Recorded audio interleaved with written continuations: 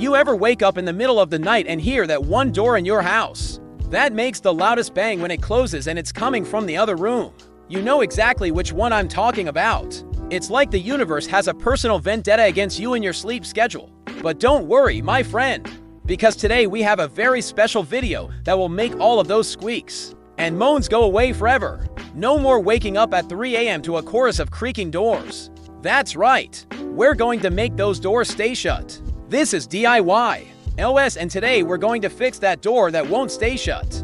Now there are many different reasons why a door won't stay shut, but today we're going to be looking at solid core doors and how to stop them from making noise. If you have hollow core doors, those are made out of cardboard and honeycomb material in between these two hardboard or MDF facings here, and they're not as heavy, so they don't really require any type of closing mechanism to keep them closed. But a solid core door is just that, solid, usually made out of wood, sometimes engineered with products like MDF, and they can weigh upwards of 40 pounds, so a little bit heavier. And as you open and close them over time, you start to get some of this friction here from the latching mechanism.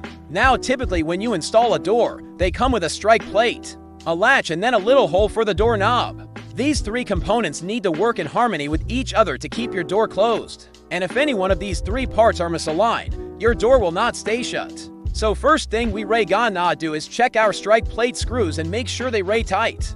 And then look at the position of the strike plate itself. Is it sitting straight on the door frame? Because sometimes these things can get bumped and they can twist a little bit and cause your door to not sit properly. So if you do find that this is the case, use a level to make sure that it's sitting square on the door jamb. You can also loosen off the screws and move it around a little bit to fit better with your latch. Now when you install a door, usually you'll just drill a hole for the doorknob and then the strike plate gets installed last after the door is hung in the door frame. And oftentimes people will just put the strike plate wherever they think it should go. And what you want to do is make sure that this hole here lines up perfectly with the hole on the door latch. See, right now this gap is the big.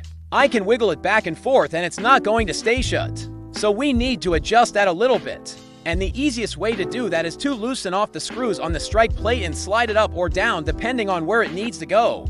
Once you get it in position, tighten off the screws and now it should be square on your door. Now I still have a little bit of movement here.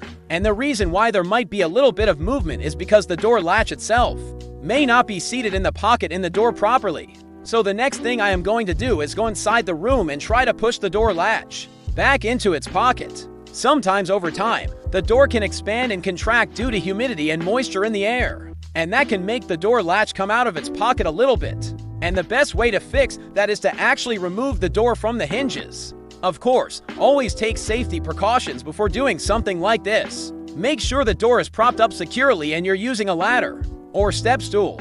Alright, so the first hinge here looks like it has been removed at some point because there is a screw sticking out here. So the top hinge, it looks like it's original to the house. The bottom one was replaced at some point. Alright, so now that the door is off the hinges, the next step is to identify whether or not the door latch is in fact in its pocket. A lot of doors have a little divot right here on the face of the door. If you feel right in here, you'll see that there's no divot. There's nothing here. So what I am going to do is take my fingernail and I am going to try to feel in here to see if I can feel the edge of the door latch. Right here I can feel the edge of the door latch. What I am going to do now is take a piece of sandpaper and I am going to smooth this out and remove any paint so that the door latch can fit back into its pocket. Alright, so the next step is to take the door latch and see if we can push it back into its pocket. Alright, so I pushed the door latch back into its pocket and everything looks good. Now let's go ahead and rehang the door. Rehanging a door is pretty simple. You just want to make sure that the hinges are lined up properly and then you can just simply hang the door right back on the hinges. And don't forget to put the door stop back on as well.